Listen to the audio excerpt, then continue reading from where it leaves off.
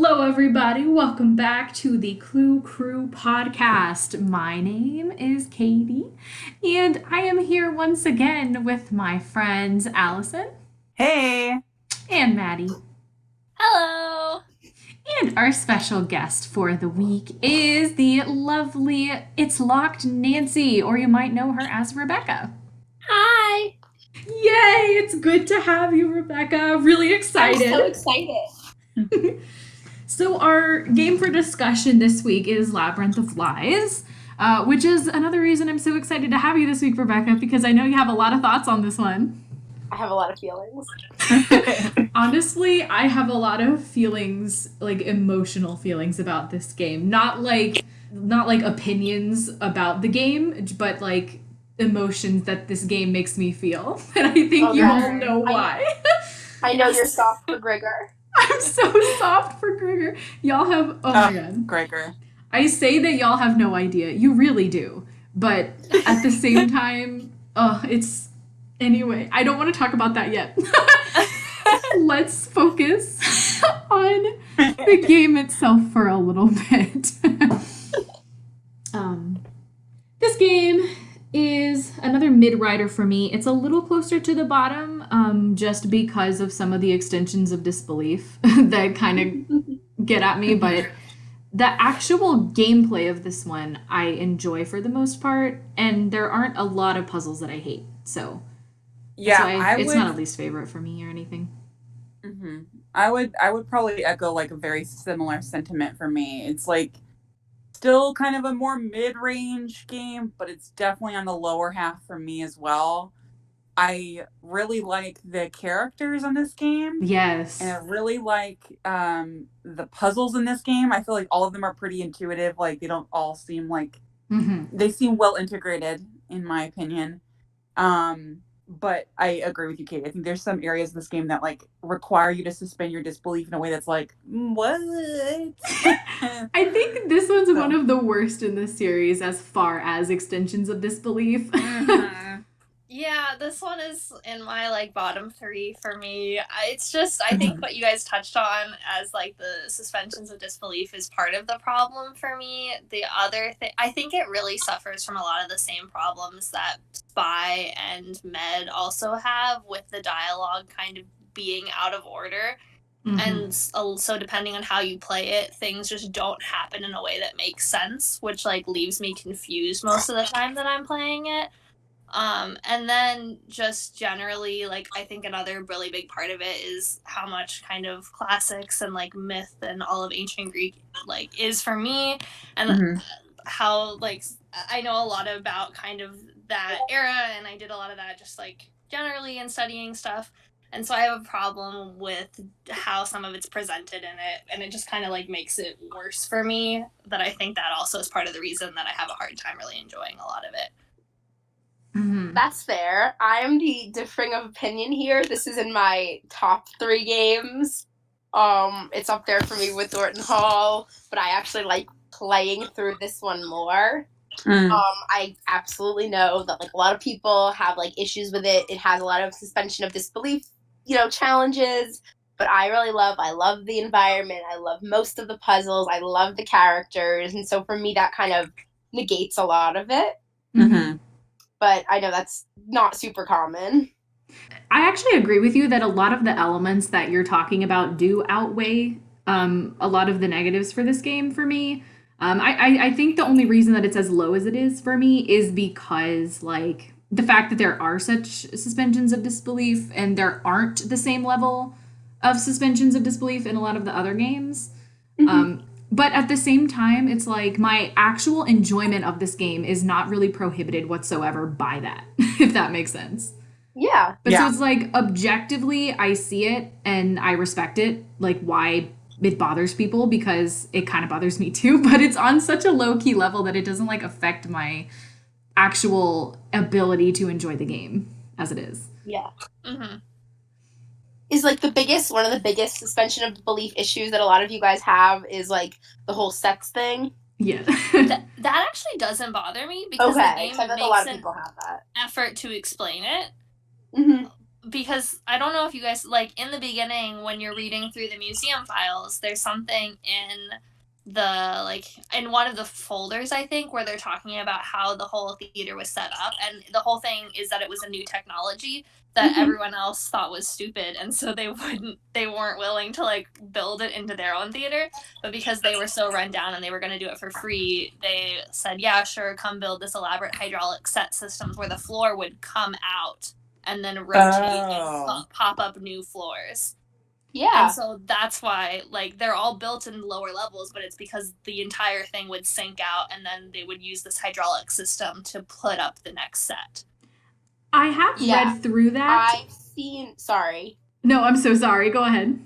I was going to say, I've seen that theory, which, like, I went back and, like, paid extra attention to reading that stuff and how that works, how it ties into that. But I also saw, this is a post, like, long time ago, I think, posted by Junes. It was, like, a response to an ask about how it does, in a way, take the canon explanations into account because, like, they think Pinocchis?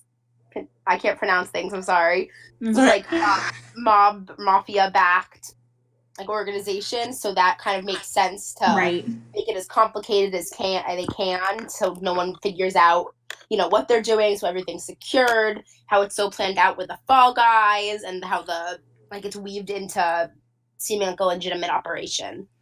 Yeah, I definitely got that vibe too towards the end. Even if you, like, believe that it was a quote unquote theater experiment, like, I think it makes sense too if that experiment was just a framework for it. Yeah, I think combining those two things creates, like, more so of an explanation. Okay, yes, I will say that does make a lot more sense to me now that you've explained it from that perspective.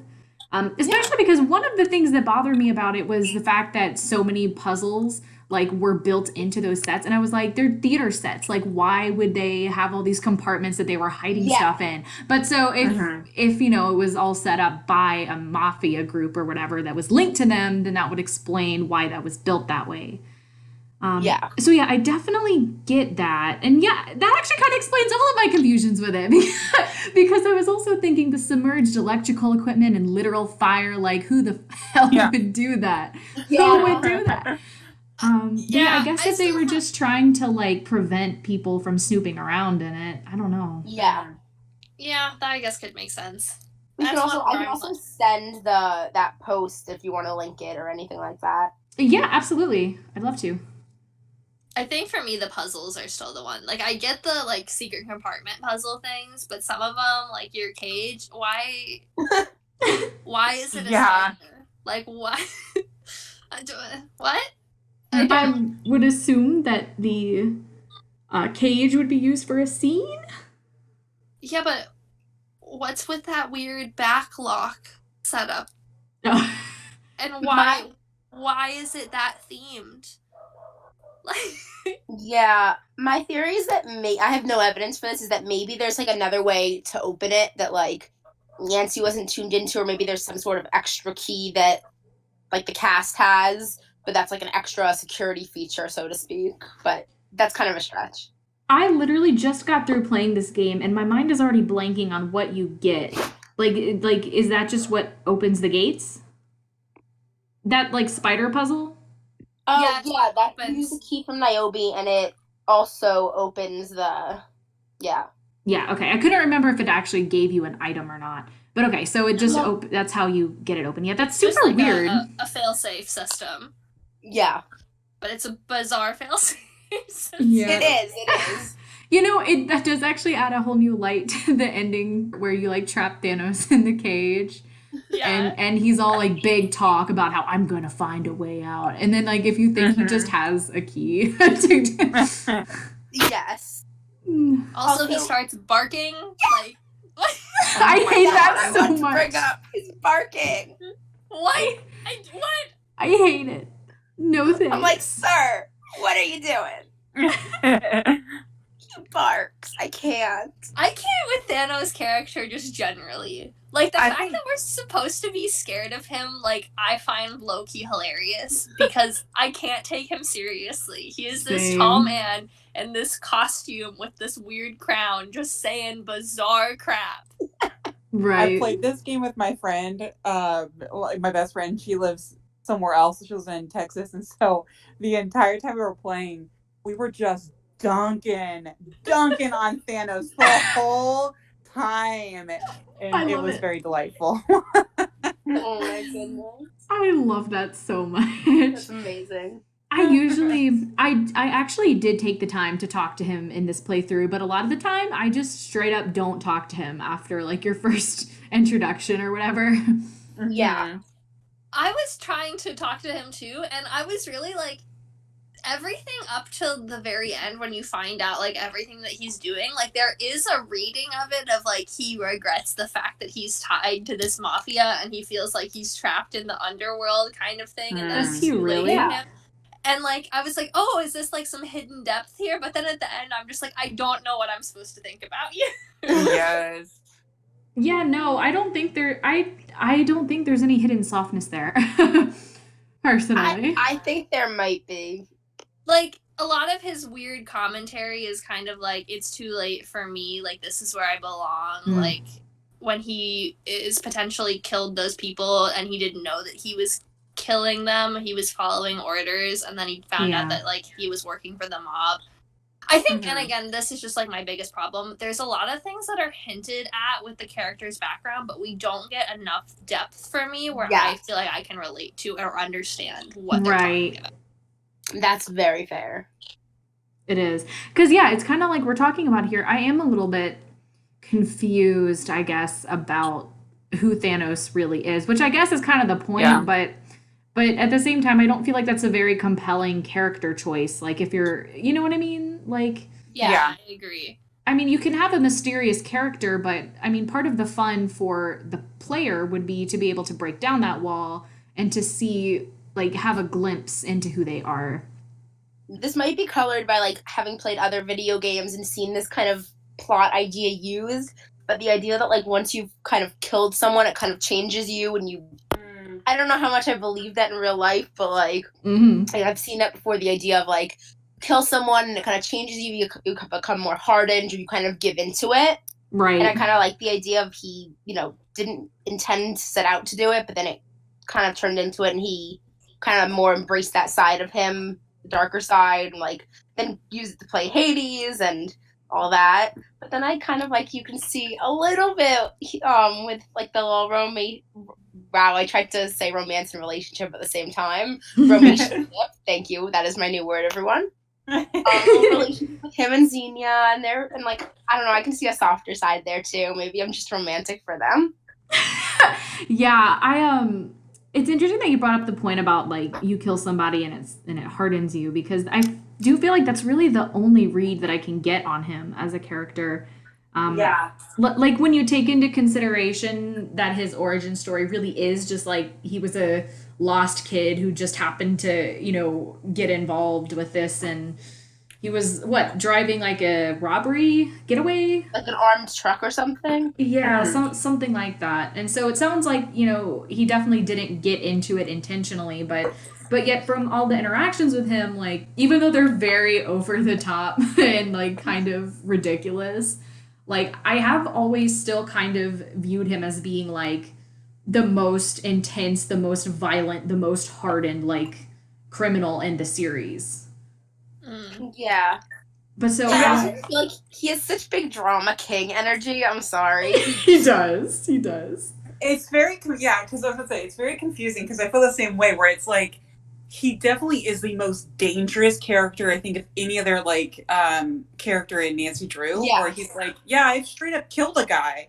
And it's like, no other character has, like, been that, like, outwardly, like, bad. But he's also the most, like, almost, like, silly. Like, the whole, like, being Hades and...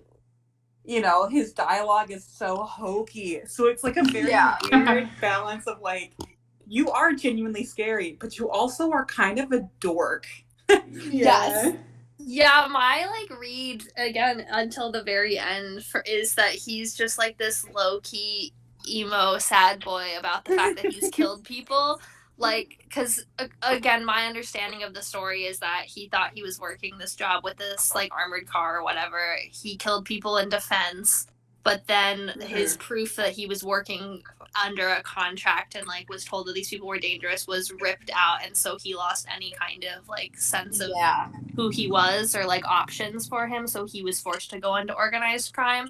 And like he can't, going kind of what you were saying, like he's permanently changed because he took these people's life and like views himself as the worst person ever, and it's like legitimately like, I am Hades, like death. I get to choose who live and die because he's like full dove life into embracing it. He's just like, I'm so horrible and terrible. It's, you know what it is? It's like stupid Edward Cullen vibes. I'm a horrible monster. Oh my god. Yeah. You should stay away from me. Be afraid. Yeah. You're so right. Well, Xenia even says in the beginning, like, stay away from the boys, especially Thanos. Where's our Twilight Labyrinth of Lies edit? Oh yes, my god. Yeah, and see, then Xena is like, at the end of the day, she's like, listen, they're all idiots, and like, I am much smarter than all of them, and like, I can deal with the murdering death boy. Like, I feel like you're totally right. We'd have a Twilight read here of Bella, Edward. I'm telling you. Oh my god. I'm telling you. Yeah, and you know, it's actually funny because the first couple times I played this game, I didn't really think anything of it. But now playing it, it's like, yeah, Xenia and Thanos were totally a thing, right? Oh, yeah. Oh, yeah!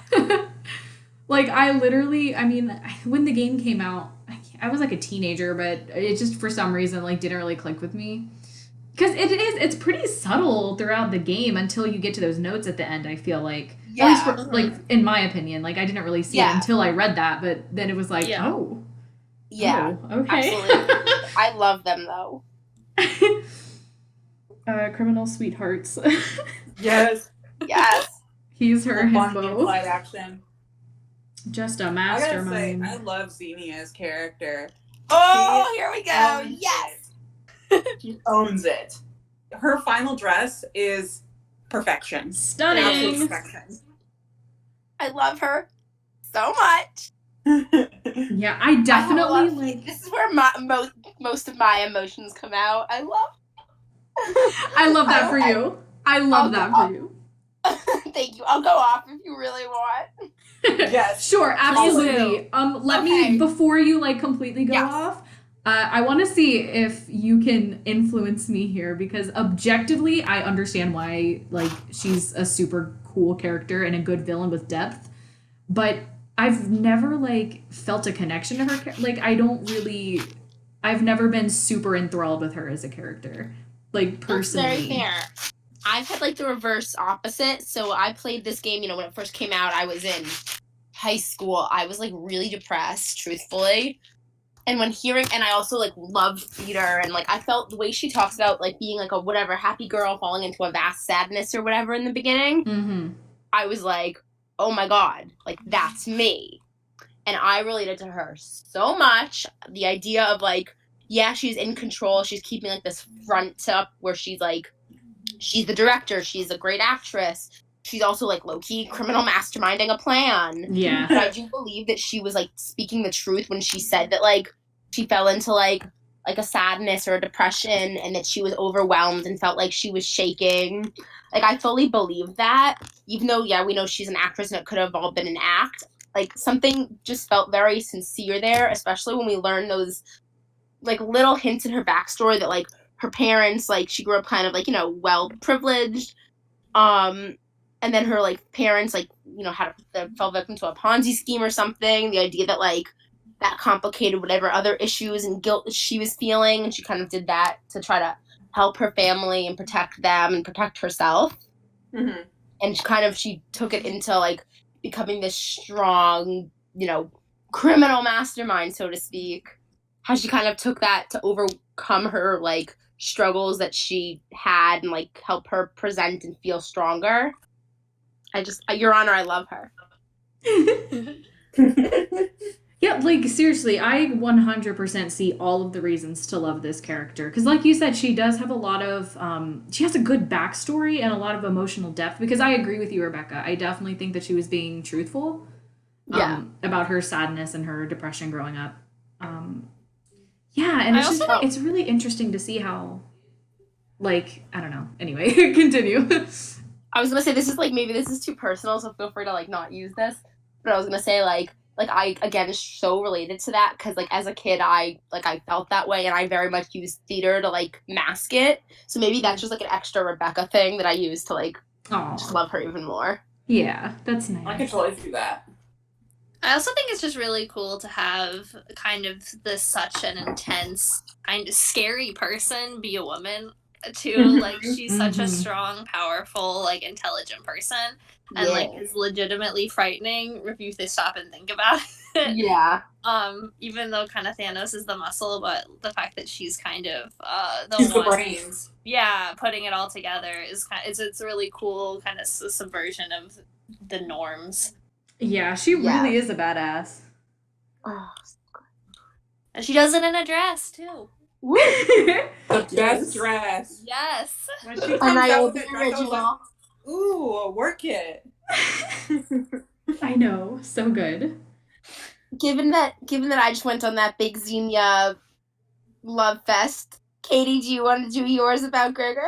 I will, but hold on. First, still on the Xenia note, I just want to say how I am so obsessed with that last like cutscene of her in the flame room as she's like talking about her plan and everything. I'm just like, this is incredible. Like Yes. honestly, especially when you compare it to like most of the culprit confrontations, which are just like, oh no.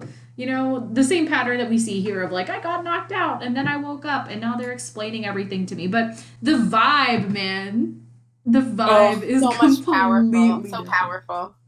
So powerful. If ever I became a criminal, I'd want to just have my like evil montage be just like hers. Yes. Yes. Honestly, goals. Same dress and everything.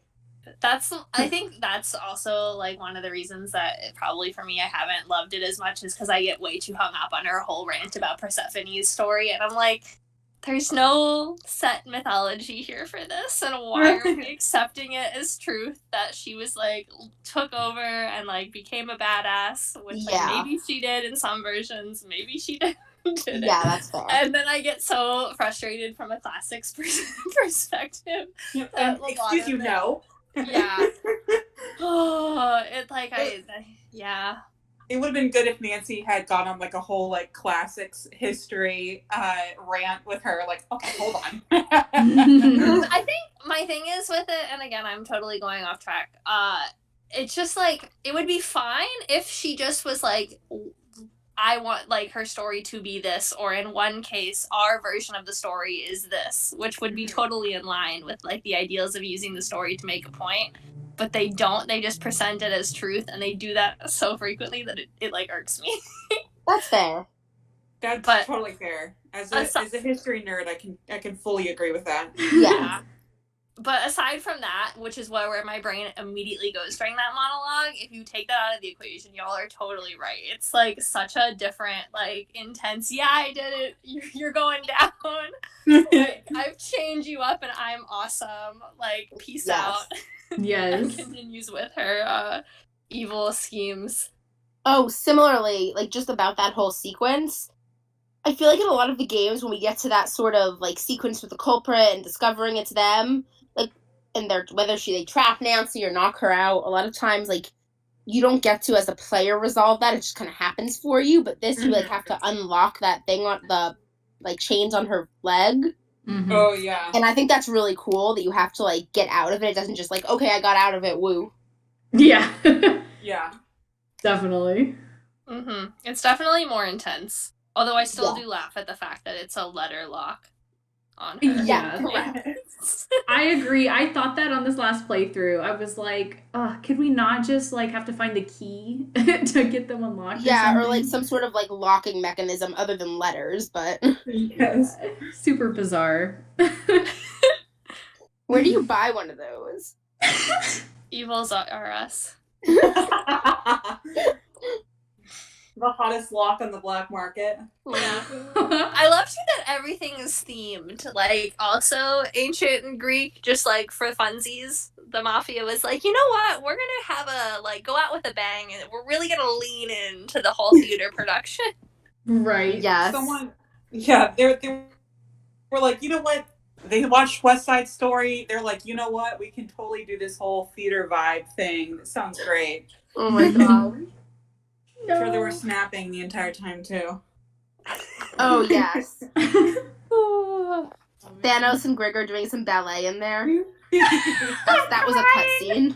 A scene that was cut. I mean. Oh my god, I'm dying. That just hidden and deleted audio files. Oh. Wow. Absolutely incredible. I would pay to see it. Maybe I'll make an edit of that. Please. We have Twilight edit, Grigor and Thanos doing ballet. Yes. Got some quality content coming your way, Clue Crew. Yeah. Oh my god. Anyway, now that I am actually here, I don't know what to even say about Grigor, except just that he deserves so much better. And I'm so emotional about it. Oh my god. Soft hours for Grigor. Always. I feel you. And you know what I actually appreciate too is the fact that the first time you talk to him, like, he just comes across as being like kind of pompous and like obnoxious. But then it's like, as you keep talking to him, he always has something new or something interesting to say. And sometimes he will surprise you because, you know, he will start a conversation with you rather than the other way around.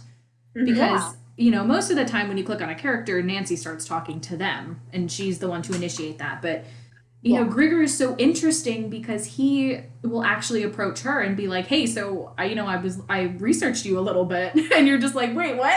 Hold up. Oh, okay. Yeah, and I think it's interesting too, like the parallels that are brought up between Grigor and Nancy, just like how they both end up having to do their due diligence on the people that they meet, but for completely different reasons. And just that whole backstory too, why Grigor is even here and how he ended up in this horrible position. I just, oh my baby. Yes. Man. Yes. And I mean, it's... Come act in a play. 100, what is it, 10 grand? Yeah, 10 for grand. a week. Just don't ask questions. Yeah. And like, it's not a story that I like personally have a relation to, but I'm sure that it does ring true for some people too. You know, his whole idea of like, you know, I never really had a home, so I always, you know, had to pretend to be something. I don't know who I am yet. And then, you know, at the end of the game, he even talks about that, you know, like, or he talks about that. Nancy says that in her letter. Yeah. That he wants to focus on who he truly is instead of, you know, this game that he's been playing his entire life where he's felt like he had to put up a facade, whatever that facade may have been at the time. Mm-hmm. And also his whole story with original Grigor, like telling him that he needs to like stop acting all the time and kind of prompting that inner realization. Oh, yeah. Baby, I'm soft. I love and him the big, so like, the big Greek family dinner. I love that conversation. I can relate to you, Katie. I love him. This playthrough that I did, I was like, we love a sad boy. Like, he's one of those sad boys that is like happy-go-lucky on the outside, but deep down, he's a sad boy. Yes. I love me a sad boy. He has this mask of like confidence and goofiness, but he's actually like very, you know, he comes from really rough times in his life, and I just, oh my god, please help him. Please help him. I think Henry he's and Gregor like, can have a support group. Yes. Honestly, though, I genuinely feel like Grigor is, like, it's a tough competition for, like, number one favorite character, but he's in the running for sure, for me. Oh. There's just so much depth there, and honestly, the true Greek tragedy of this game is the way it ended for him. Yeah. Like, 100%. And it's also just, I think, telling about who he is internally too, about how defensive he is of Niobe. In both his letter at the end, he's talking about you could find her, but please don't, because she's nice and she doesn't deserve it. But even when Nancy brings it up to him, where she says something about Niobe's doing this illegal thing or whatever, and Grigor is so quick to just be like, no, you don't understand the story. Here's what happened, and this is why she's actually a great person. And I just think that says so much about how he really does value justice. What a good boy. Oh, what a great boy. I adore him. Yes. I adore him so much. I have so many feelings. God, this poor man. This poor man. I do wonder, though, is it just me, or were they super vague about, they just briefly mentioned, his fencing connections? He was their fence for the operation. But, so, do they ever explain where his connections come from? I think it was just, when it references, how he had a friend come act at a play for a week, 10 grand, and that, I think it was kind of vaguely showing that he did have some sketchy connections, but that he wasn't, a bad guy. Well, he also, I think they make allusions to the fact that he was previously involved with some of the mafia as well, because he recognizes that about Thanos, and his iPad makes some comments about I hope it's not the same people, because I can't go back and be involved with that again. Oh, interesting. Agreed. So it sounds like he had kind of most of them had gotten caught up in some subset of this group, and now are all unfortunately in this horrible position where they can't get out of the situation. Yep. Yeah, what's interesting now that I'm thinking about it is, oh God, I completely agree with you, Rebecca, that this game has an incredible cast of characters, truly one of the best. Yes. And it's interesting too how this is the game where they're all technically criminals. But yet every single one of them actually has a very layered and nuanced origin story. None of them are really just evil because they're bad people. They each have an individual origin of why they ended up here, and I think that's really cool. I gotta say, that's one of my favorite parts about this game, is the fact that, nothing is truly black and white. And I would say other games in the past have done a good job of having the culprits be relatively, nuanced and, not fully evil. Have a lot more of, gray. Yeah. But I do like that in this game, each character has their own reasons for their involvement, and each has a different level of involvement too. You know? Yeah. And I think too, I was trying to really think about this while I was playing this, because it's in that range where a lot of those same games that were coming out seem to really try to have some kind of central idea or theme. And I think that I was searching for that in this game. I kind of think that that's what they're going for, is that it's less about what you've gone through, because people can go through a variety of circumstances that are awful and terrible and put you in a position. But what do you do once you're there? And I kind of think that's what they're going with the version of Persephone that they're trying to tell, is yes, she was captured in this play, but what becomes once you're there? Once you're captured, what do you do with that? And you have that in all of the characters' kind of stories. Yeah. That makes sense. It definitely does. But Maddie, it's actually funny. At the beginning of when we first started the podcast, you made a comment about the dialogue appearing out of order, which is actually not something that I had ever noticed in this game previously. Really? Seriously, I had never noticed it. But in this playthrough specifically was the first time that it happened to me, and it was really, really noticeable, is when I was talking to Grigor. I said something, and he was like, I told you I was gonna, keep Grigor's name safe or whatever. I'm just holding it or whatever. but he said that before he explained where he took the name from. You know what I mean? Whoops. Yeah, and so that one I really noticed this time. I had a lot of those. I had the name one with Gregor. I had the one where he mentions Niobe's story before I had learned anything about Niobe's story.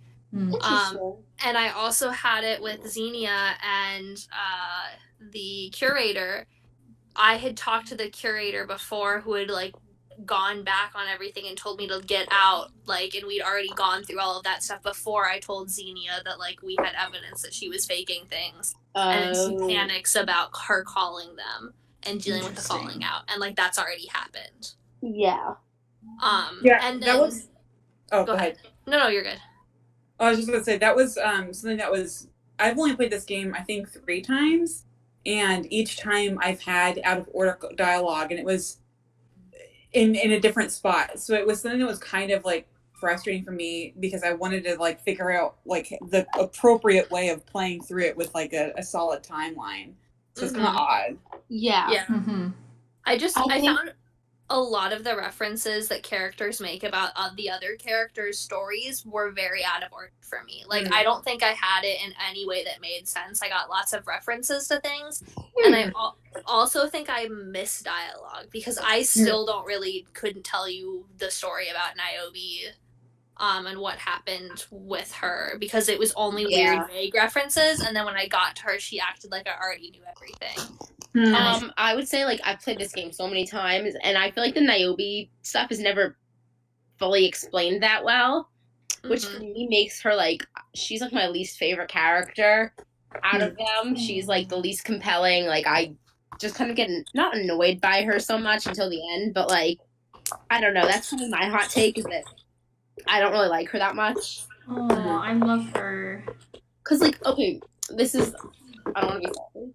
But, like, when she sent Nancy's letter at the end, she's like, oh, no, she'll never admit it, but Niobe thinks that Gregor's deal, like, led to her getting off free with work release. I'm like, why would you never admit that? Like, that's, like see, that's interesting. It's so selfish and maybe it just didn't come off right, or maybe I'm misunderstanding it. It's like, interesting. If you think that he did something for you to help you get off free from this, like, which she didn't do that much that was, like, wrong in the first place, like, why wouldn't you say something to him? Why would you just act like, no, that didn't happen? Like, I don't know, that left a negative taste in my mouth. That line stood out to me this time too, but I thought it reflected more so on Nancy than on Niobe. Because my first thought was, like, what do you mean she'll never admit it? Are you just, like, making assumptions about her?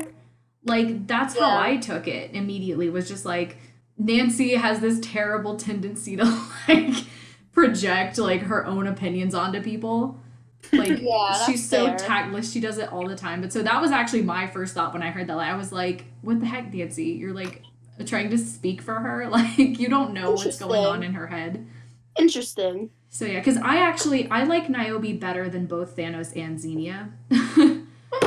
I'm not sure. I think it's just because I feel like from a personality standpoint, I align with her a lot more closely, if that makes sense. Like, I feel like I can relate to her overall, like, demeanor. Like, she's very timid and nervous, and I wouldn't necessarily be that way about, like, well, I guess to be fair, she's not nervous about being on stage. She's nervous about the whole heist that she's been forced into. And it makes me feel for her so much. I'm like, it really comes through in a lot of her dialogue throughout the game. Just genuinely, like, how scared she is to be here.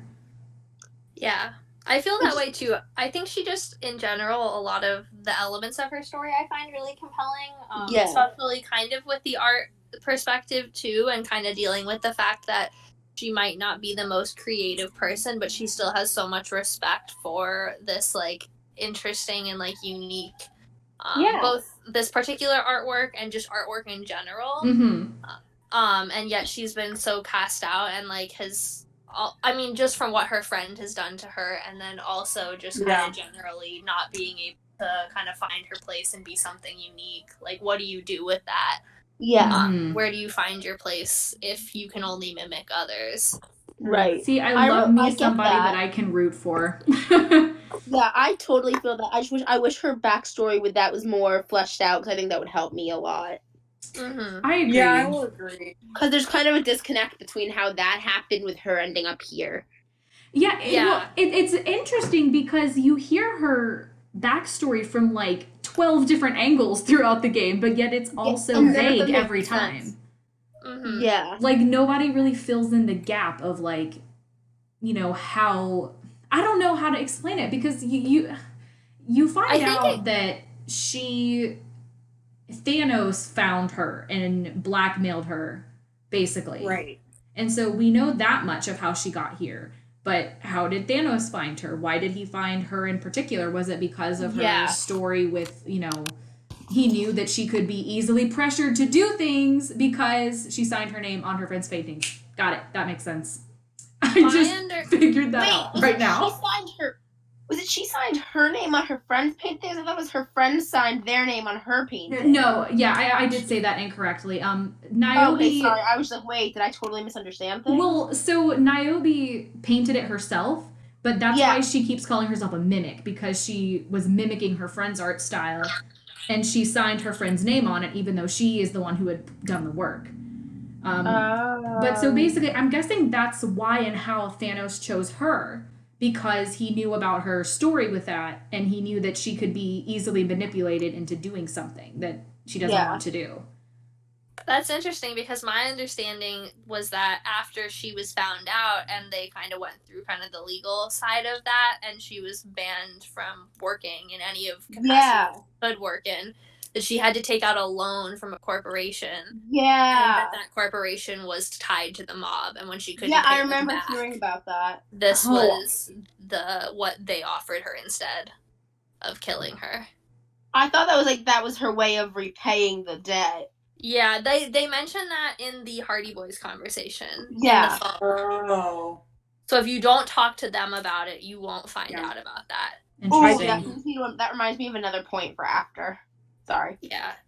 I mean, I think this might be where you were going, Rebecca. I forget which game where we talked about. I think it might have been Spy, and I think this goes back to like a lot of the kind of similar issues with the dialogue. Mm-hmm. There's just so much that is found out through dialogue rather than exploration. Right. And it makes it hard because there's nothing to corroborate. Corroborate. There it is. The things that you're being told by so many different characters, and the fact that you really don't know who these characters are for so long makes it really hard to like know what you're supposed to take for fact versus what you're supposed to keep searching into. Yeah, I gotta say that's one thing that I get frustrated with some of the newer games is I feel like a lot of especially character exploration comes through just dialogue, but with older games, I feel like there's a lot of things that are found through discovery of like objects, you know, whether that be like a diary or, you know, whatever. And I feel like that makes it a little bit more interesting for you to discover those things. But yeah, you're right, Maddie, where it's like you have to now corroborate that story with like multiple sources because, you know, different people are saying contradictory things. Mm-hmm. And there's no, like you mentioned, evidence that you can find on your own, which seems like it has more authenticity to it because it wasn't provided to you by someone else. Right. Yeah. Okay, that brings me to another point about this game, if you guys don't mind.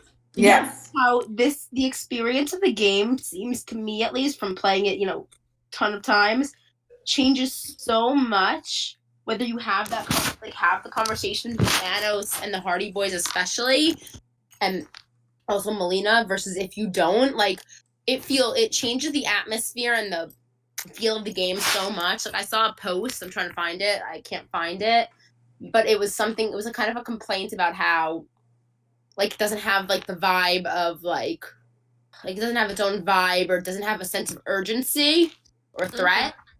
And I think if you play it without talking to the Hardy Boys and learning about Thanos and having that conversation with Frank where she's, like, talking in code, and then having that call with Melina where she's like, you're off the case. Like, I think if you don't do that, then, yeah, it kind of doesn't feel like there's really much of a threat or much urgency. But when you do, I think it turns up the heat by, like, 50% at least. Yeah.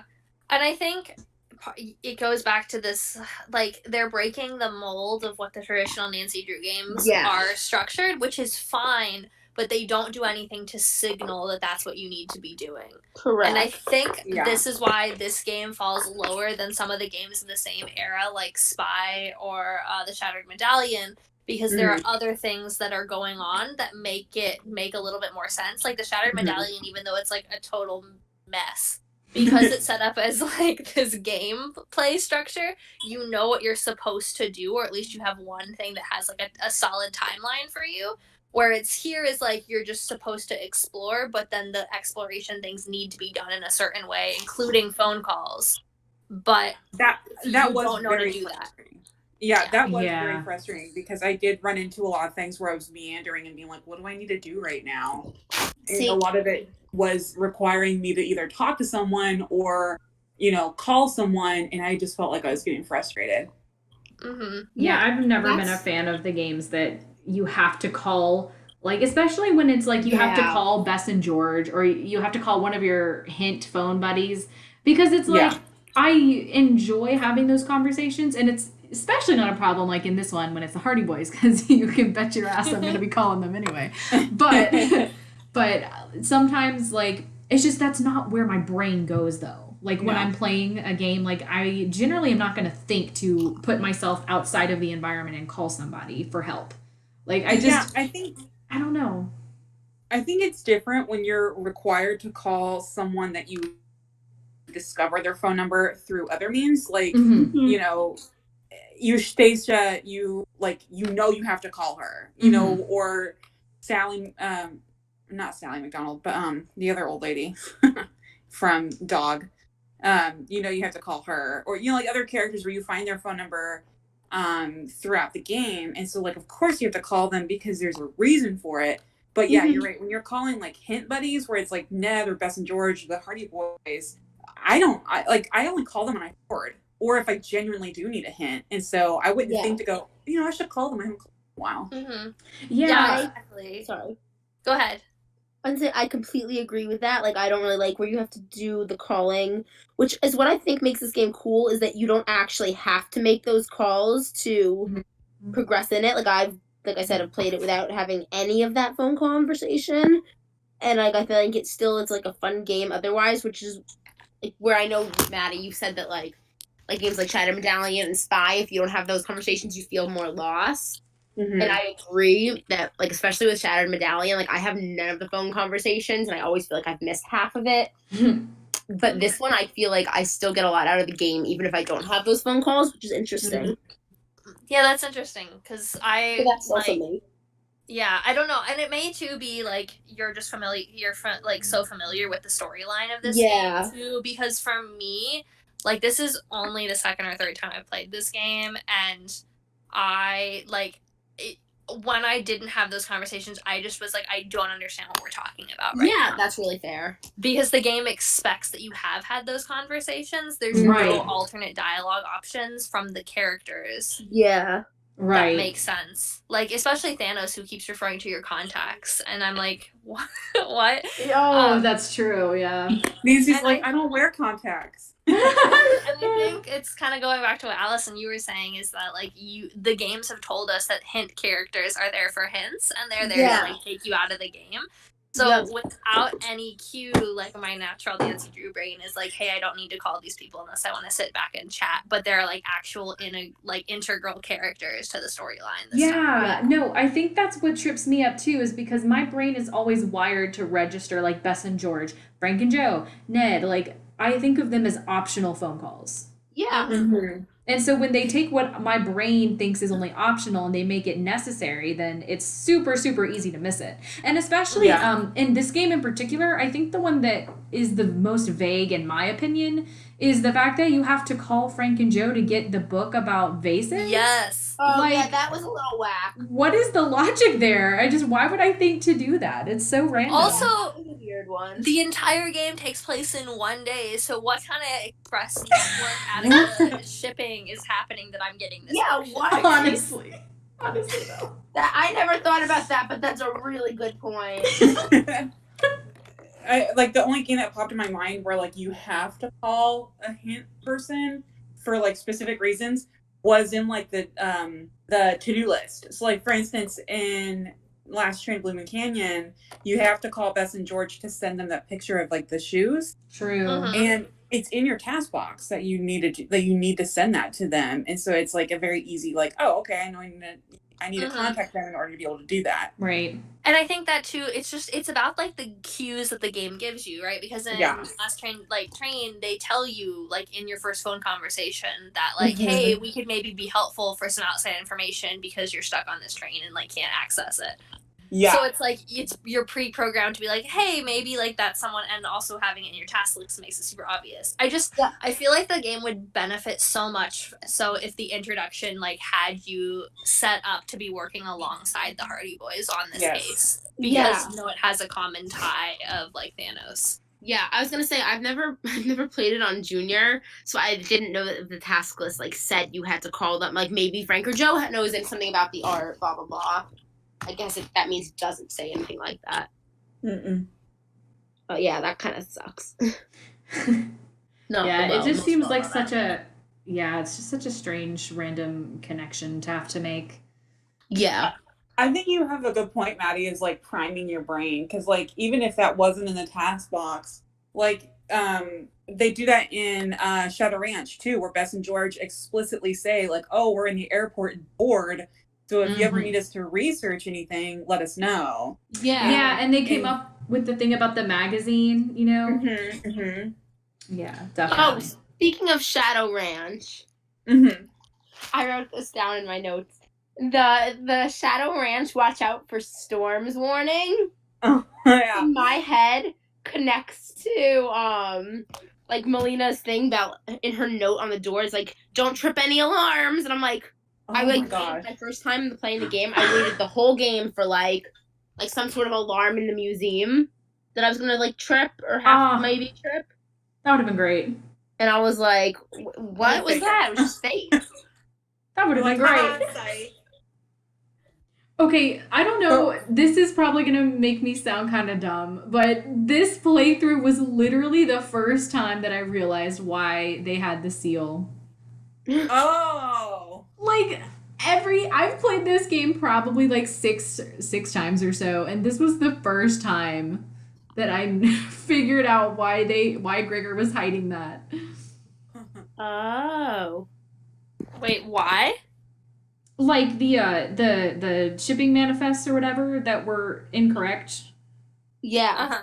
Because I always thought that was so vague, and like I never understood how that connected. You know, when you click on the shipping thing and Nancy's like, oh, well, that can't be right. But like, like I read all of the binders in Melina's office and everything, but for some reason, like it just didn't connect with me. Why? Like how that fit in. I don't know why. It just never that's really clicked. vague. Yeah, I was very confused during that sequence too. Like I still don't really know what was happening there with the authenticating things. I mean, it's a very, like, massive thing, and there's a lot to comprehend with it, so I still don't understand it, like, 100%, but, I mean, I at least am at the point where I kind of get, like, what was alluding to what, if that makes sense. Like, even if I don't get all of the ins and outs, but, like, I think it just relates back to them, like, trying to smuggle out the real stuff and, like, hiding. And, like, forging with and messing with the time things were received, and, like, the time to make copies, and the time that, like, you know, like, making it like it was going missing, then it wasn't received to get Melina away. Right. Right. Oh, I think my mic cut out for you. So you're talking about the seal that Gregor has hidden being the seal that's on the box? Yes. Yeah. Yes. Okay. Sorry, I was just confused. Yeah, no, you're totally fine. Like, I never even noticed that the seal was on that crate until this playthrough. Like, what is wrong with me? Yeah. I think it's just like you were saying, there's so many little pieces to keep track of that it's kind of hard. Yeah. It's so an interesting choice. Because... Yeah. Or just the fact that Nancy doesn't specifically say things. Because she could just be like, this person was on vacation that day. There's no way they could have been the one to receive the package. Instead of just saying, Like that's Tom not Gaff, right. whatever. Yeah. Just a lot of weird choices, I find. That Let's see. I'm trying to think about what else. I have like more I want to say, but I like don't want to like over speak. No, do No, it, do you're it. good. I've pretty much gone through all of my mental notes. Oh boy, Okay, I will say my one rant I will say is really stupid and petty, but go for it. I absolutely hate this museum. It is yeah, it's a pathetic museum. You know it what? is absolutely pathetic.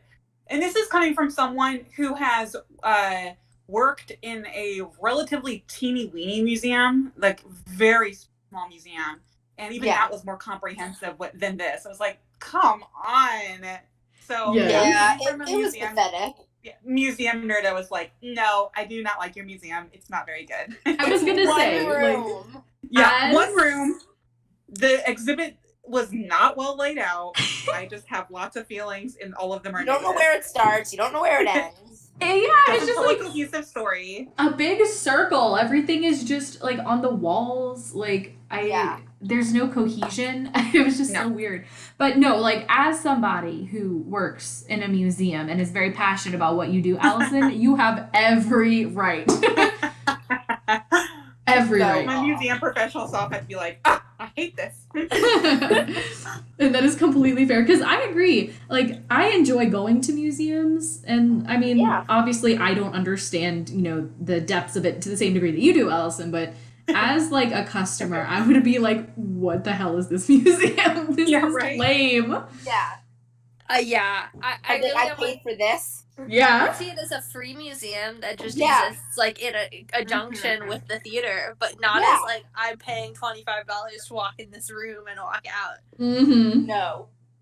Yeah, it reminds me more of like a museum you'd find in a state park.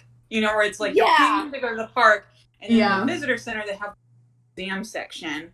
Yeah. That's about as comprehensive as it is. Yes. It's like the museum, the little museum thing in Pa's shop. Yes. Twister. Right. It's like the same level of information. Uh-huh.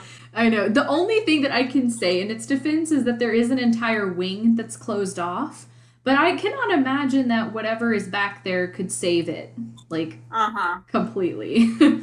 Yeah. Oh, I didn't even realize there was another room there, supposedly. Yeah, there's like a big sign that says like, sorry, I thought it was this just wing that is closed. exhibit. I will say, whoever it was in charge of Scarlet Hand, hats off to them. Gorgeous museum. Beautifully done. Yes. I will say, like, reminding me of Scarlet Hand, the temple building puzzle game, I think as a kid going to a museum that had that and you could like design your own temple with like Greek like type style like architecture, that'd be really cool. I agree. I'd have been hats off for some hands-on activities, because that is a hard thing to achieve. So good for them on that. That's the one thing I'll give it. The other thing that like made me roll my eyes at it is like half of the wall is those colored pieces to show what it would have looked like, which like is true and really like I'm so glad that you're displaying that, but also that means that none of that is authentic like museum pieces. Like those are all just reproductions that you're showing off, which means half of your like display is not even like these historical artifacts that you're touting. Yes. That is true. Such a pet peeve. Because again, I have the museum I currently work at, we have a lot of like type pieces and like props that we use, but like even that's integrated with like a lot of really like good artifacts, and so that museum I'm like, this is all props, man. Like, come on. None of this is authentic. Yeah. Okay, I have yet another thing to bring up. Sorry. Yes. I want you to bring up everything that you want to bring up. Yes, please. Absolutely. I just want to talk about Niobe literally being in two places at once. Right? Yes. What is that? I hate it. Outfits. Right? Like, I hate it. You could walk by her in the museum, go through the secret passage, and she's there in black. Yes. Yeah, it's crazy. Even if they had at least just like had her in the same outfit, or like, what I don't understand is why, like, once you get to the point where where you follow her and she's inside of the studio, why did they not just like remove her from being out in the middle of the museum? Right? And furthermore, why are there certain dialogue options you have to have with her when she's in the museum? Right. Yeah. Like, just make them all in the workshop. Yes, that, let's see. The amazingness of the audio recordings. Oh, yes. Literally, The crunch of dead bones. the crunch of dead bones. God, I love those so much. Those Like, are amazing. That is They a solid really are. 40 minutes of entertainment. I was gonna say, Yeah, and It's- I have always listened to every single one of them. They're so entertaining. it is so time consuming, but so worth it, honestly. Oh, totally worth it. Especially the ones where you have like the three of them all playing Yes. off of each other. Like, those are just pure gold. Yes. I just love all of Niobe's where she's like going through the monologue and it's like, this is stupid. Like, why would she be doing You this? missed an And S. like her and Xenia's back and forth are just hilarious Yes. to me. You don't Yes. understand the difference. Just back to more energy. It's just the exasperation from Xenia. I also wanted to ask you, Katie, because I feel like you are a voice actor, like super knowledgeable on that. Is Niobe the same voice actress as Takai? Do you know? I don't think so. I know Isn't she that the same voice actress as Ryan? is it. I knew she was the same as somebody. It might be Ryan, which would also Okay. be Dagny. Because I just was like at one when she was doing the theater thing and she was talking really slowly at something, and I was like, wait a minute. It Okay. like was a similar pacing to Takai, and I was like, huh, but I don't know enough to like look it up. Takai is the same voice actress as Renee in Crystal Skull. I think you're right, Rebecca. I think it's the same as Ryan and Dagny. Oh yeah, she was Nancy Drew, Sea of Darkness, Dagny. She was Ryan. Let's see. Can we please talk about Jeff Allen Pierce? Bless that man. He gave us like 3 incredible characters in a row. What was his characters? He is Wade in Thornton Hall, Yup. and he is Alec in Silent Spy, Nice. and he is Grigor in Labyrinth of Lies. I'm just like knocking it out of Excellent. the park. Oh, well that's like Julia Stockton, who is Jessalyn in Thornton Hall, Zoe in Silent Spy, and then she's Xenia. Yep. Oh, nice. You know, it's funny now that you say that, I can hear a little bit of Wade in his voice Mm-hmm. in some of his lines. I'm like, oh, you know what? There it is. Yep. Oh my So god.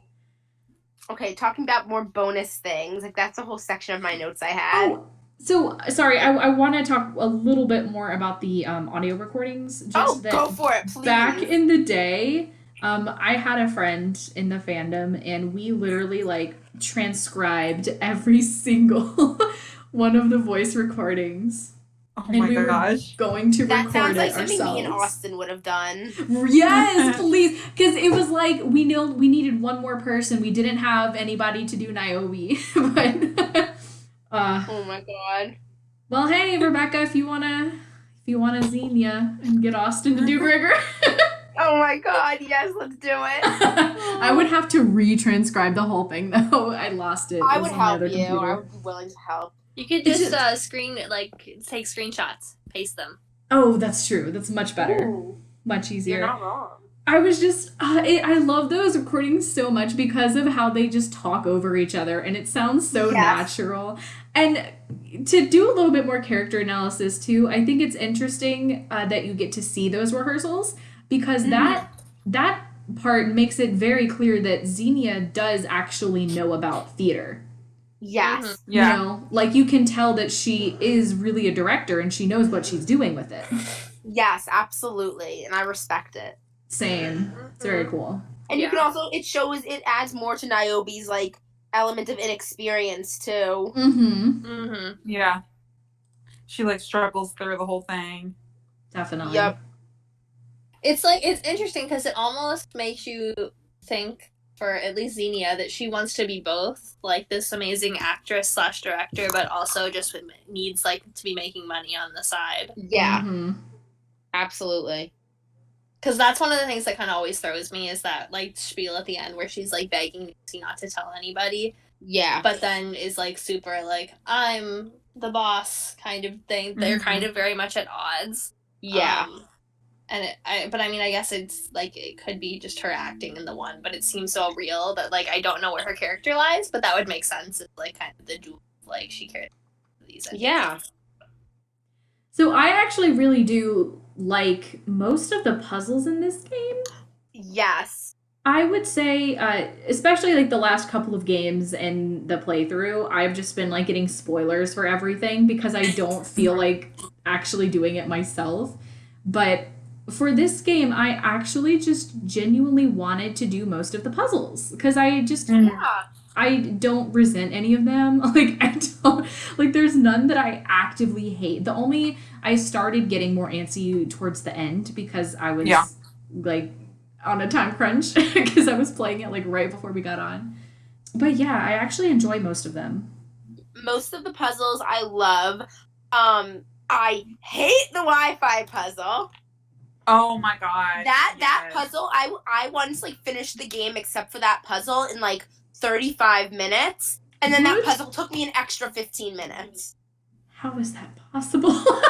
I know. Not the 15-minute thing, the 35-minute thing. What? I used to speed run this game a lot. Like I like had all the answers memorized. I had the exact like where to click when. Like I skipped all the dialogue, everything like that. Never called the Hardys except for the vase. Never called talk to anyone. Oh my goodness. That was absolutely mandatory. That is fascinating. But the Wi-Fi puzzle, because you'd think there'd be multiple solutions to it, but there's literally one. Really? As far as I've ever been able to figure out. Interesting. I did not realize that. I got it relatively quickly this time, but I have spent a long time on it before as well. Mm-hmm. I only enjoy it because it's so satisfying to me watching them all like go crazy. I have such a good time. The lava river puzzle also kind of sucks a little bit. A little bit, yeah. Like the throne one. Mm-hmm. Oh, yeah. Like, not a lot. Like, I still like it, but it's, like, not my favorite. I'm telling you, it's mostly the puzzles at the end that I get kind of like, meh. Yeah. Yeah. I don't really feel strongly about the puzzles one way or another, but this is the one game where I think the puzzles take me out of the game. Because they just seem very random to me. Especially the ones that are tied to Gregor's tablet. Because you read it and it just says things like, she'll never guess that the password is one letter that goes here on the edge that and then the letters need to match. And it's just like, one, why are you writing this? This is like utter nonsense. It has nothing to do with anything else. Yeah. And most of the time I don't understand the hints that they have, like the instructions for the puzzle. I get really trapped in like figuring out what they mean. And so sometimes I have to look up what I'm supposed to do just because I think they're really wordy and confusing. And then by the time I come back to like do the puzzle, I'm just like, okay, like I just have to like get through it to get back to whatever the storyline is. Yeah. Mm-hmm. Which is not like my usual experience because I usually really enjoy the puzzles, like regardless of how well they're integrated. Yeah. It's just like, and I think too that's why at the end they get really frustrating is because it's like you've already had the big reveal moment. So it's like you want to get to the end, but then you're just met with like all of these kind of ridiculous scenarios of like the fact that my like chains are like randomly, we can guess that if I make words out of them, they'll unlock. Yeah. And the Wi-Fi signal is set up by like having random balls bouncing around. Yeah. And so like especially there at the end, it's just like puzzle after puzzle that like don't make sense to me. Yeah, no, I totally agree about the entire ending sequence. Just like you just hit that long train of puzzles that's literally clearly just her interactive trying to milk like the last couple of minutes of gameplay like as much as they possibly can, and it shows. Wait, which puzzles do you mean? You mean like the like starting with when you wake up and you have to do you have to undo your cuffs on That your one, ankles. the lava river throne, the seeds, the Wi-Fi. The weighing thing. Oh, the weighing. Like, it's just there's so many little random, unnecessary, pointless puzzles right there at the end. Just like obstacle after obstacle, and there's a puzzle tied to it. And it really does read like they were just trying to get a couple of extra minutes of gameplay out of it. And it doesn't translate the best, I don't think. I agree. Like, the whole ending portion is so weird. Especially the fact that you have to do that whole thing with Thanos, where it's just like he shows up, he barks at you. Yeah. You trap him, and you step out of the room, and you step back in the room, and he's gone. Like, what was the point? And I love just making I wish Nancy could be like, Thanos lost his marbles. Oh my god. I just always want her to say that.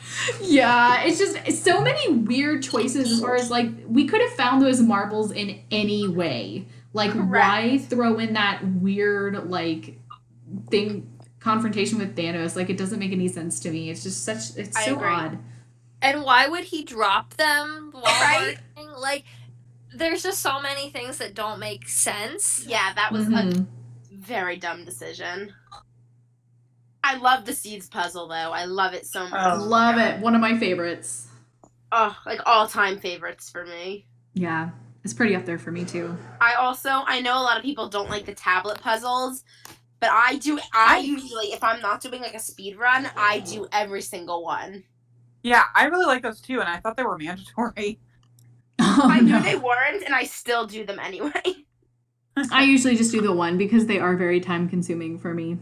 See, that's another one that, like, I don't care either way, but we get information out of it, but I don't understand in the moment what information I've gotten because it just seems very random to me. Like, I guess Nancy realizes from, like, the descriptor, but, like, why would I be looking on her tablet to find that information? And, like, why was I supposed to make the connection there? So, like, I don't feel like it makes sense. Like, I just get confused. And I'm like, I did a puzzle, but I don't think I got anything out of it. But Nancy told me I did, and then I get lost. That's fair.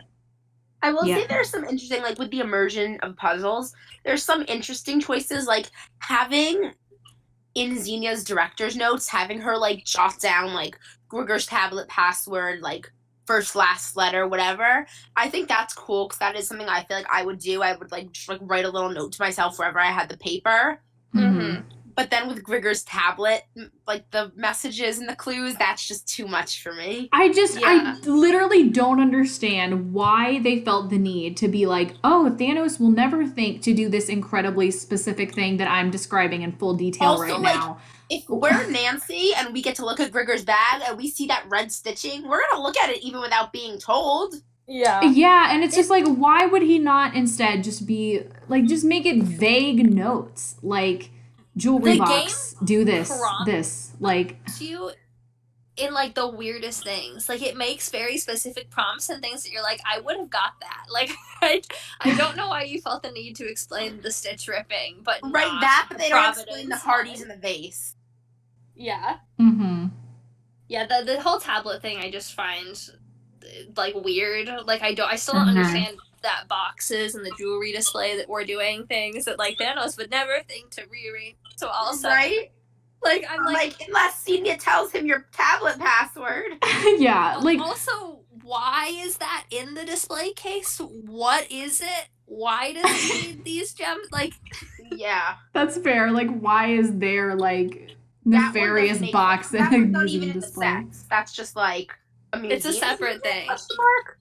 Yeah. Yeah, that much is definitely super weird. I don't have an issue with, like, there being a clue and, you know, the explanation on how to solve that puzzle being on Grigor's tablet.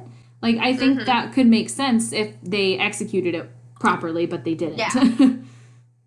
Yeah. I think, too, part of it is you can get so much of the the clues about these puzzles, like, when you're reading Grigor's tablet for whatever time. Because it couldn't be the first time, and if you waited really long, there's, like, all these hints, and you're just like, what the hell are you talking about? Right. Which is what I had this time through. Like, I was able to read all three of those pieces of information, and I was like, I have literally no idea what any of this, like, is referring to. It just looks like nonsense to me. Yeah. And I, like, it just was it, like, threw me off a lot. Yeah, that makes sense. Also, this is like another like petty thing that drove me crazy. I know you need the charcoal to get the Greek alphabet, but there is a pencil on Melena's desk the whole time. Right there, and you can see it and you can't click on it, and it brought me so much rage. I was like, what do you need? I know we need a pencil, it's right there.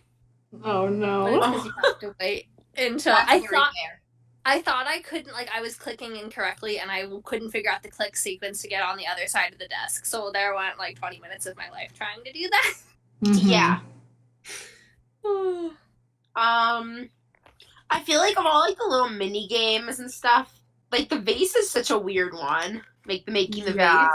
It's so it is. Like I wish we had more options or it had more, I don't know, like relevance. Because like, why is Nancy making these props that are never gonna be used? That's true. It's for fun. I feel like they could have done that one a little bit better because it is kind of goofy and there's not options. Yeah.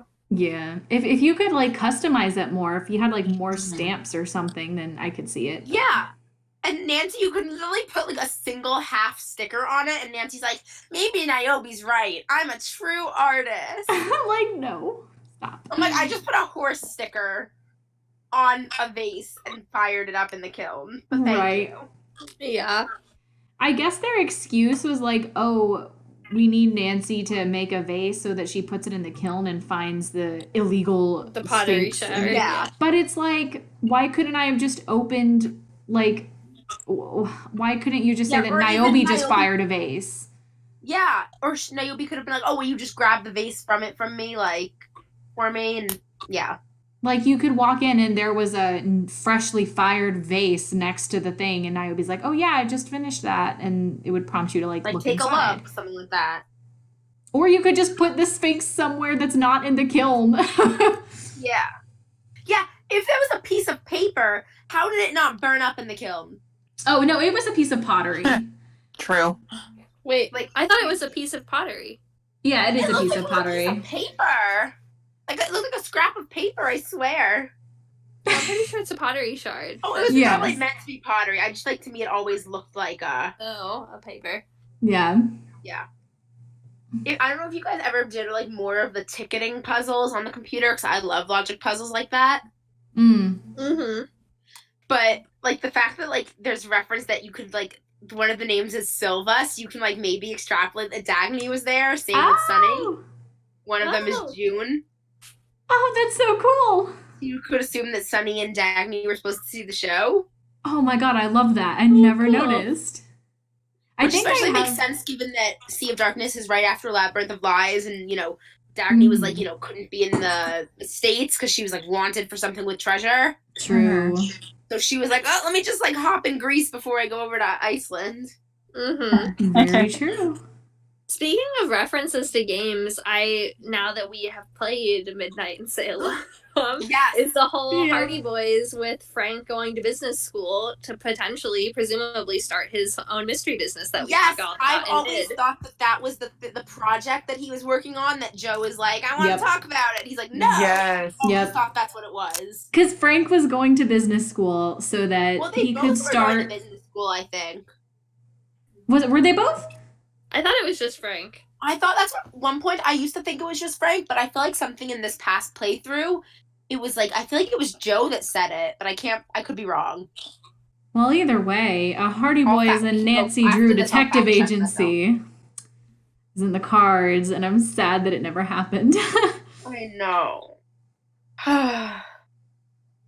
Also, the whole kidnapping Ned to bring him on a mystery. I feel like I thought that was just like on a vacation, like spring break trip. Yeah, I thought so too. Honestly, my first thought was the disrespect. Nancy, you're gonna write him this letter and go on a vacation with him, and the very next game, you forget your anniversary? Right? I got such a good feeling for, like, Nancy and Ned at the end of this game, because it was like, pack your bags, burn this letter, open your window, and, like, burn this letter immediately. I was like, oh, she's including him, like, he's in on the stuff. And I had such a moment of hope before remembering that what she does in Midnight in Salem. I'm not Sea of Darkness. Yes. Yeah, it's so sad. Oh, boy. Tragic. Okay, so we always have to spend a brief portion talking about the music in the games. This music is so good. It really, oh my god, it sets the mood. It is just so atmospheric and relaxing. It is very relaxing. Yes. One of those games that has a very chill and, to me, subtle soundtracks, but it really does a good job of like amping up the ambiance, because I like the ones that you can like listen to without really being like aware of, like, I don't know, like almost like something that's like too out there with, like, you know, the melody. So this one does a really good job of like towing that line of being memorable without being like over the top. Yeah, I think Culture is the one that sticks out for me most. That's one that usually plays in the museum lobby, right? That's probably the one that I have in my head right now. It's true. This is one of those, there are some games in the series where I just have one song that I associate with it the most. Mm-hmm. And for this game, it is definitely, I want to say it's probably Culture.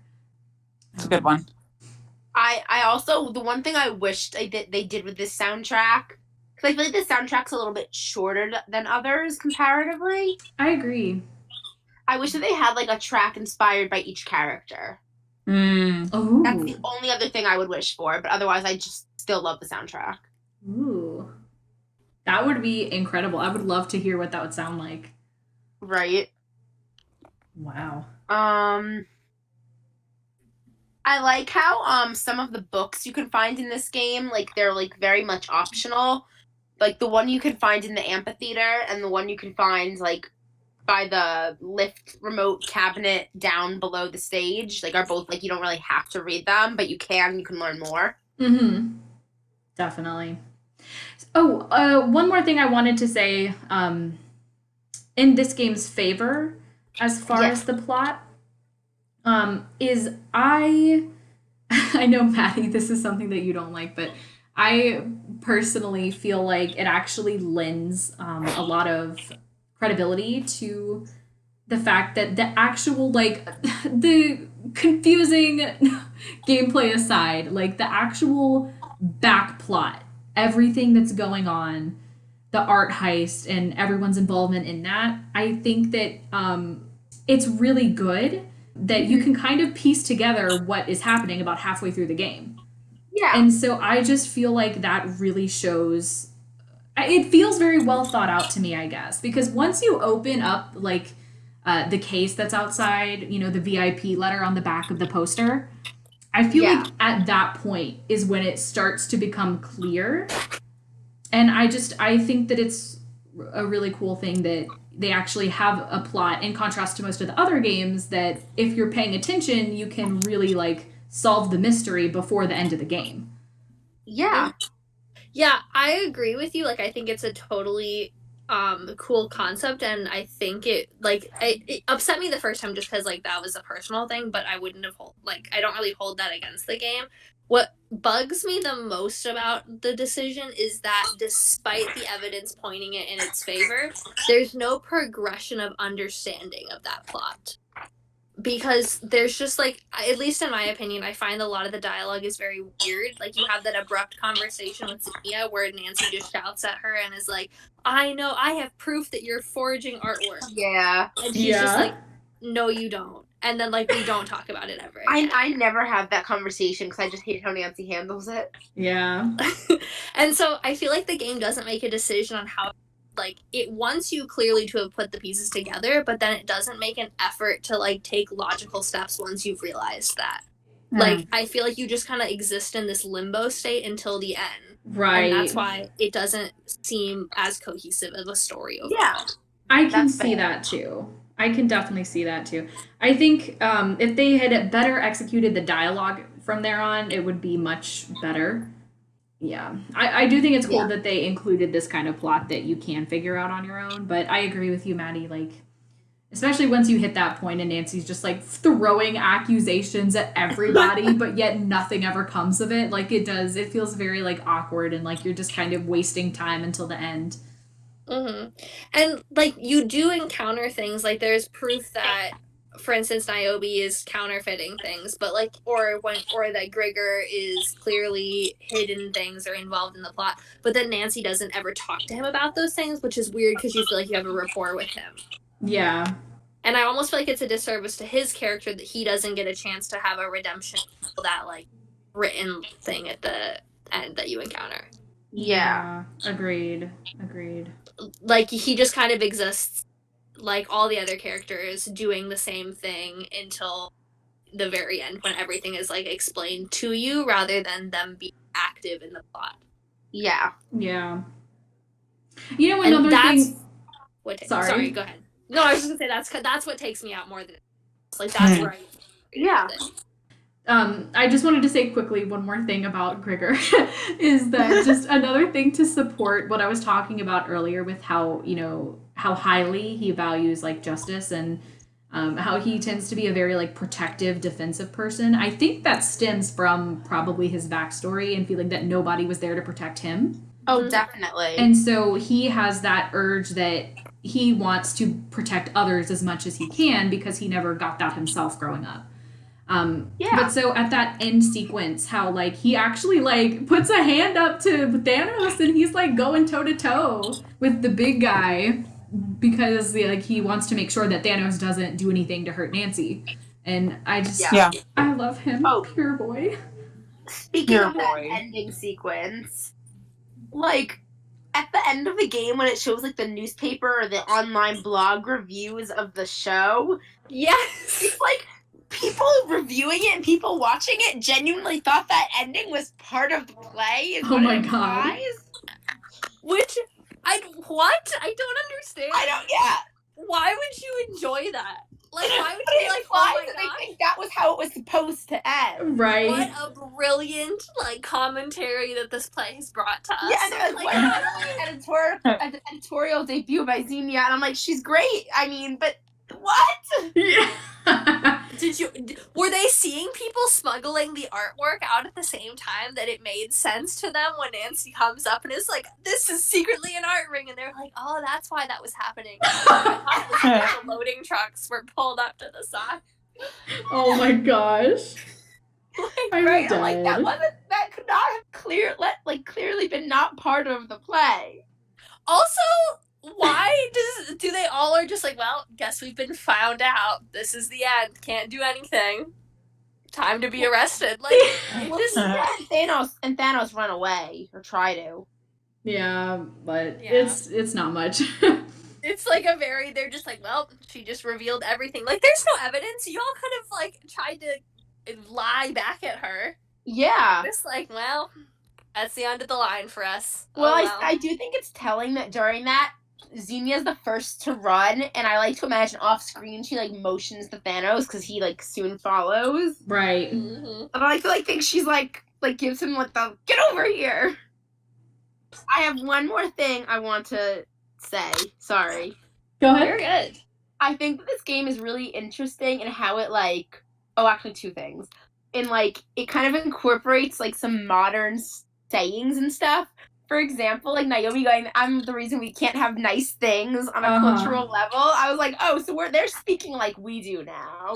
I remember thinking that when I first played the game. I was like, oh, they're speaking like the fandom does. Aww. Same thing with Nancy going, you had one job, Pitcher.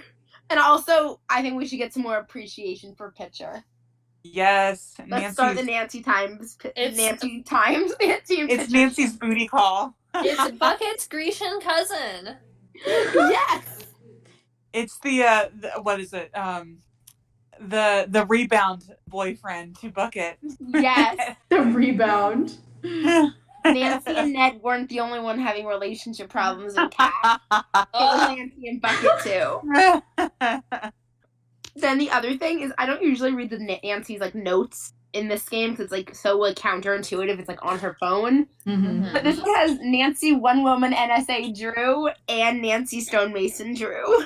As things Nancy calls herself. That's amazing. I do remember Nancy Stonemason Drew because that was for the temple building thing. Yeah, and in her notes it says like when she hacks into Grigor's tablet, hacks aka puts in the password.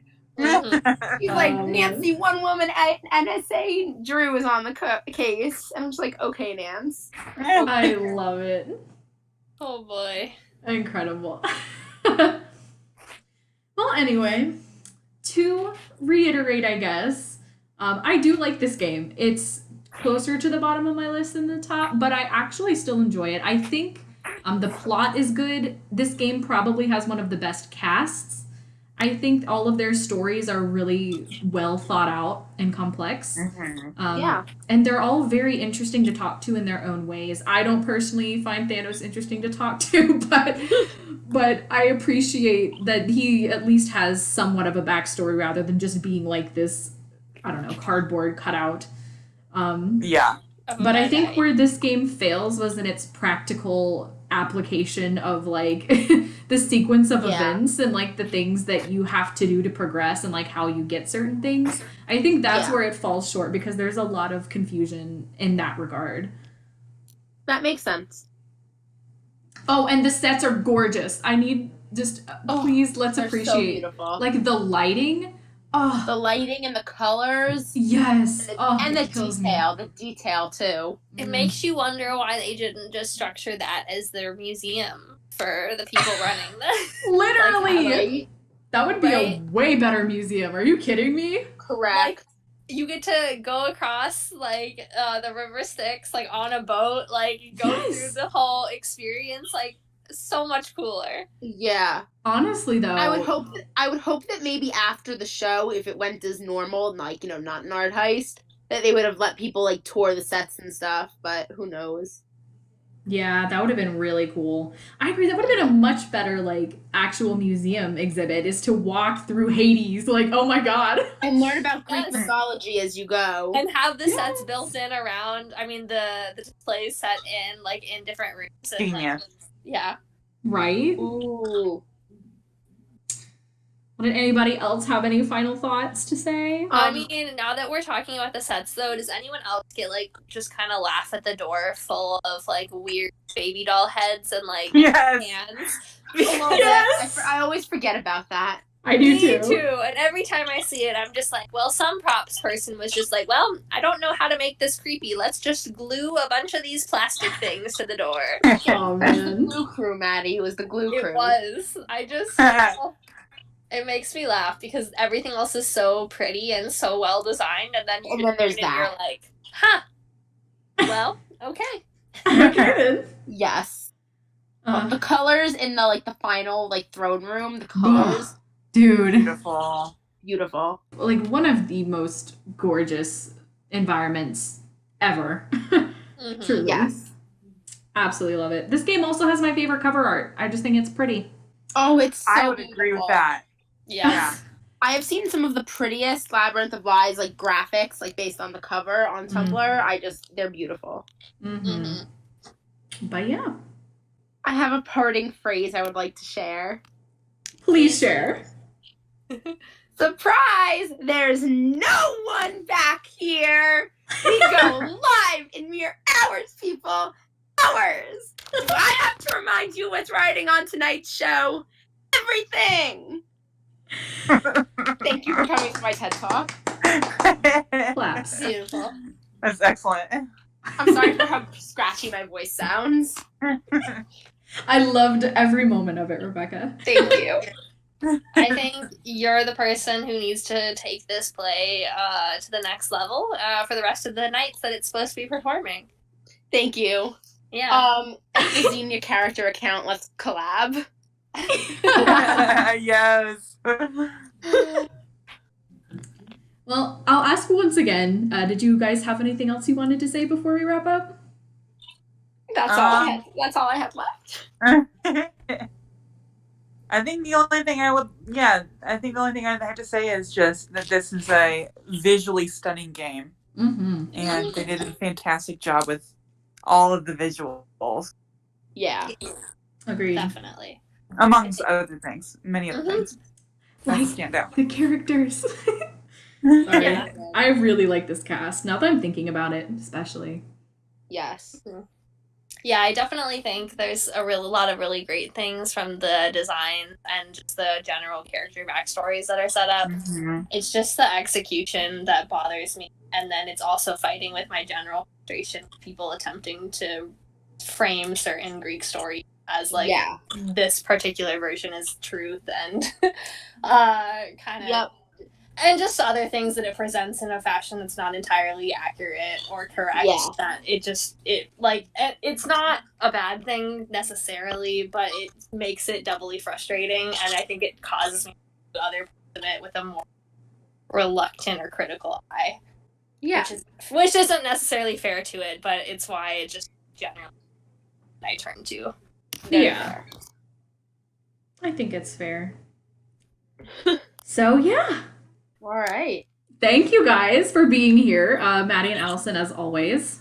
Yes. And Rebecca, thank you so much. You had so much energy, so much good to say. Thank you for having me. I'm sorry I feel like I talked so much. No, I love it. Yes, it's good. That's like, mwah, so good. Yes. Oh, I love it. I love you guys. We love you too. Yes. Thank you so Yes. much for being here. Once again. Thanks Of so course. much for being here. Of course. So next week, I believe is what? Secret of the Old Clock? Oh, I think yeah. so. Ooh. Yes, it is. Sounds good. Throwing it Then- back. Throwing it way back, indeed. Oh, yes. So we will be here next week for that. And until then, I hope you guys have a wonderful rest of your night. Same to you. Yes. Good night, you guys. Good night. Bye.